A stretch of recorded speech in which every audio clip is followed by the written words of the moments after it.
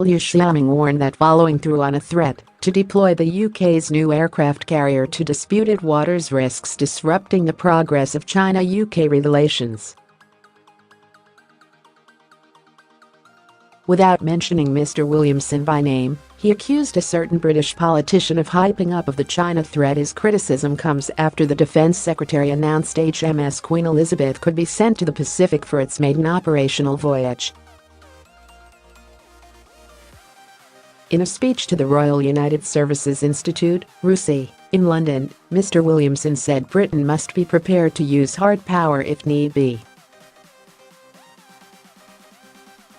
Hitting back today, the Chinese ambassador delivered a sharp rebuke.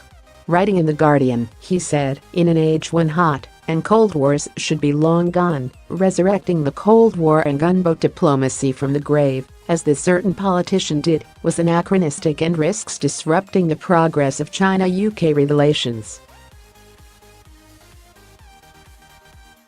Beijing has staked its claim over huge swathes of the South China Sea, claims branded unlawful and excessive by a leading UK think tank. Chinese forces have transformed a series of atolls and reefs in the region into heavily fortified military bases, with Navy warships regularly patrolling the region.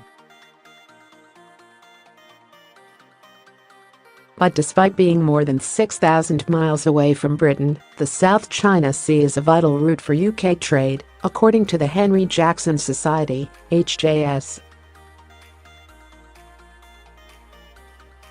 A study by the UK-based think tank published ahead of Mr Williamson's address recommended that the HMS Queen Elizabeth be deployed to the disputed waters once the vessel is operational.